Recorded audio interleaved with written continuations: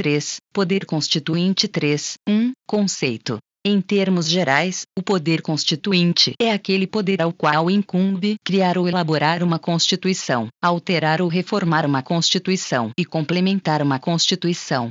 Desta monta surgem os termos poder constituinte originário, criar, poder constituinte derivado, alterar, poder constituinte decorrente, complementar. 3. 2. Antecedentes históricos. A origem do poder constituinte originário se dá quando surgem as constituições escritas, com o movimento do constitucionalismo, no século XVIII. É esse movimento que vai trazer o poder constituinte originário. Emanuel Seis é o grande autor do movimento constituinte. Ele escreveu o livro O que é o Terceiro Estado. Seis separa o poder constituinte dos poderes constituídos pelo mesmo, ou seja, poder constituinte originário e poderes constituídos instituídos. Seis disse que o terceiro estado era o povo, que na França àquela época era bastante maltratado pelo clero e pela nobreza. Seis dizia que o poder constituinte tinha como titular a nação francesa, portanto, clero, nobreza e o povo iriam participar da criação de uma nova Constituição. 3. Poder constituinte originário. O poder constituinte originário é um poder extraordinário, que surge em um momento extraordinário e que objetiva desconstituir uma ordem anterior e constituir uma nova ordem constitucional. O poder constituinte originário é um poder que ao mesmo tempo despositiva e positiva uma ordem constitucional. Ele é desconstitutivo constitutivo. Quanto à sua natureza jurídica, existem 3 correntes definidoras. Poder constituinte como poder de direito, autores de vertentes jus naturalista. Emanuel Seis, Manuel Gonçalves Ferreira Filho, Afonso Arinos. Esses autores dizem que o poder constituinte originário é um poder de direito, pois possui uma estrutura jurídica que respeita cânones do direito natural. Poder constituinte como poder de fato. Autores Carro de Balbert, Celso Ribeiro Bastos, Raul Machado Horta. A expressão jurídica máxima é a Constituição, portanto, o poder constituinte só pode ser de fato e não jurídico. O poder constituinte originário é um poder de fato que surge através de uma imposição político-social. Ele não pode ser um poder de direito, pois a Constituição é a lei máxima do país. Portanto, não há como um poder de direito desconstituir a Constituição. Assim, a única forma de desconstituir a Constituição é através da força dos fatos, por uma revolução ou por um golpe. Essa é a corrente majoritária. Natureza híbrida, mista, José Joaquim Gomes Canutilho, Paulo Bonavides. Eles dizem que há no poder constituinte um viés de direito, quando a Constituição antiga é renovada pela nova, e um viés de fato, quando há ruptura que envolve ilegalidade na Constituição anterior, ao mesmo tempo. Como ruptura ele é um poder de fato. Porém, ele não só desconstitui, mas também constitui, positiva, e nesse momento ele é um poder de direito. 3. Classificação do poder constituinte originário. Quanto à dimensão. A. Poder constituinte material, ele pode ser traduzido no conjunto de forças políticos sociais que vão produzir o conteúdo de uma nova Constituição, a partir da ruptura jurídico-política. O poder constituinte material será exteriorizado através do poder constituinte formal. B. Poder constituinte formal, ele vai formalizar a ideia de direito, o conteúdo, construído através do poder constituinte material.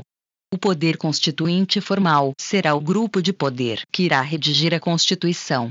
O poder constituinte antecedente é o poder constituinte material, e o poder que vai formalizar as ideias constituídas na Revolução é o poder constituinte formal. Quanto à manifestação histórica, A. Poder constituinte originário fundacional, é o poder constituinte originário que produz uma Constituição pela primeira vez no país, ou seja, o Estado Nacional rompe com seu colonizador, surgindo um novo país. Exemplo: Brasil, Constituições de 1822, 1824. B. Poder constituinte originário pós-fundacional, ocorre após a existência de um Estado, no qual já existia uma Constituição. Exemplo: Brasil, Constituições de 1891, 1934, 1946, 1967, 1988. Formas de surgimento do poder constituinte originário. 1. Historicamente, a partir da primeira Constituição. 2. Revolução. 3. Golpe de Estado. 4. Consenso político-jurídico, chamado de Revolução Branca, pois há uma ruptura jurídico-política, embora não haja revolução sangrenta ou golpe de Estado. 3. 5. Características do poder constituinte originário. A. Inicial. Quem vem primeiro, o Estado ou a Constituição? A Constituição cria o Estado. Toda vez que surge uma nova Constituição, temos um Estado novo. O Estado pode até existir historicamente, mas quem cria o Estado juridicamente é o poder constituinte originário. Então o poder constituinte originário é sempre inicial, é o marco inicial. Diz Canutilho que o poder constituinte originário é desconstitutivo constitutivo. No momento de ruptura jurídico-política, sempre terá o poder constituinte originário e um Estado novo. B. Ilimitado. Existem 3 teorias. Primeiro, teoria positivista. Segundo ela, o poder constituinte originário é ilimitado do ponto de vista do direito positivo anterior. Pois o poder constituinte originário é o ponto zero, ou marco inicial para a criação de uma nova ordem jurídica. A teoria positivista nos traz a ideia de que o poder constituinte originário é ilimitado e autônomo, pois se funda nele mesmo e é ilimitado do ponto de vista do direito positivo anterior. Segundo, teoria justnaturalista. Ela diz que o poder constituinte originário, embora esteja rompendo com a ordem jurídica anterior, ele é limitado pelo direito natural, pois ele irá guardar um limite em cânones supranacionais do direito natural, como a liberdade, igualdade, não discriminação, que são princípios do direito natural, corrente minoritária. Terceiro, teoria sociológica.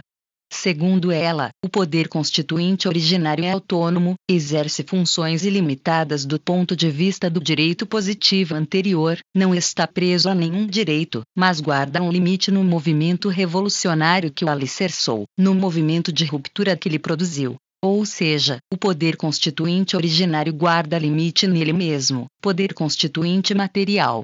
Exemplo: a Constituição Russa de 1918, a Constituição Brasileira de 1937, de 1988. C. Autônomo. Ele é quem fixa as bases da nova Constituição e estabelece o novo ordenamento jurídico, embora não seja absoluto. D. Incondicionado. Significa dizer que o poder constituinte originário não guarda condições ou termos pré-fixados procedimentalmente para a criação da nova ordem constitucional, ou seja, ele mesmo cria as regras procedimentais para a elaboração da nova Constituição, pois ele é incondicionado.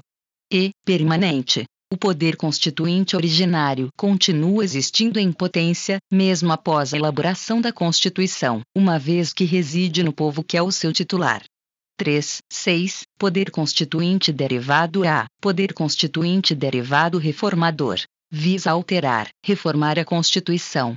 B. Poder constituinte derivado decorrente. Visa complementar a Constituição. Esses poderes possuem características comuns. São constituídos de segundo grau. São limitados. São condicionados pelo poder constituinte originário. O poder constituinte derivado reformador se divide em poder constituinte derivado reformador de revisão, reforma geral do texto, artigo 3º da ADCT, poder constituinte derivado reformador de emendas, reforma pontual do texto, artigo 60 da Constituição da República/88. 3. 7. Limites do poder constituinte derivado reformador, limites formais. Sessão unicameral, mesa do Congresso Nacional, e com quórum de maioria absoluta. Limites temporais. Após 5 anos de promulgação da Constituição.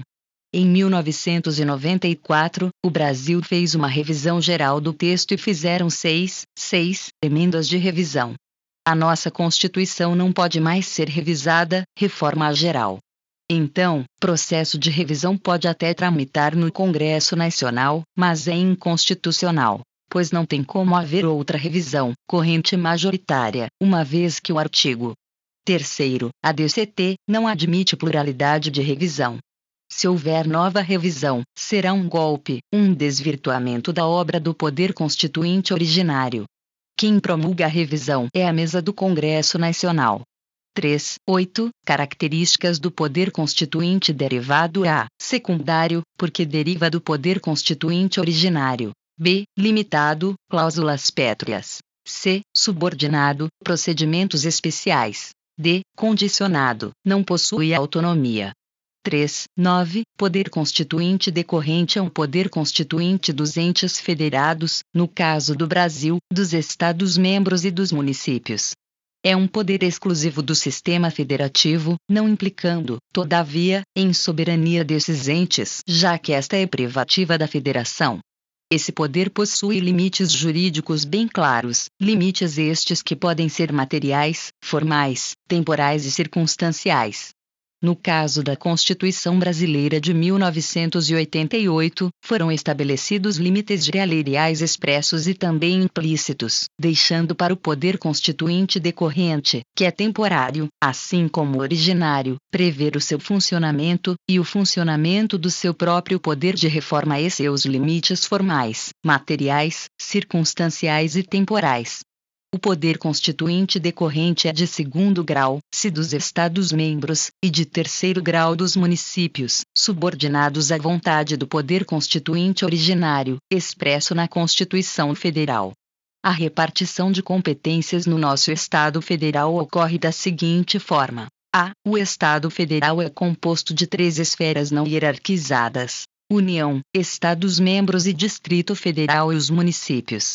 B. A Constituição Federal é a manifestação integral da soberania do Estado Federal. C. A União detém competências legislativas ordinárias, administrativas, jurisdicionais e o poder constituinte derivado de reformar através de emendas e revisão a Constituição do Estado Federal, através do Legislativo da União. D. Os Estados-membros detêm competências legislativas ordinárias, administrativas, jurisdicionais e o poder constituinte decorrente, de elaborar suas próprias constituições, além, é claro, do poder de reforma de suas constituições. E. Os municípios detêm competências legislativas ordinárias, administrativas, não detêm competências jurisdicionais, e competências legislativas constitucionais, ou seja o poder constituinte decorrente de elaborar suas constituições, chamadas de leis orgânicas, e lógico poder derivado de reforma de suas constituições.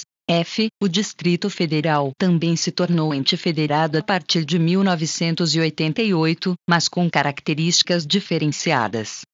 O Distrito Federal detém competências legislativas ordinárias e administrativas, que podem ser organizadas pelo seu poder constituinte decorrente, competência legislativa constitucional própria, e possui o seu próprio judiciário e Ministério Público, que entretanto não poderão ser organizados por sua constituinte, mas serão organizados pela União, por razão de segurança nacional.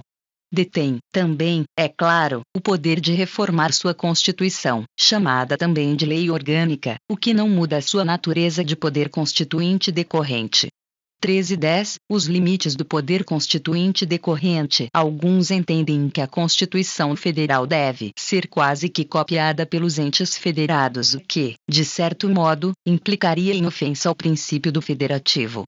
Se a Constituição Federal expressamente não mencionou mandamentos aos entes federados, está livre o Constituinte dos Estados e municípios para dispor, desde que respeitados os princípios que estruturam e fundamentam a ordem constitucional federal.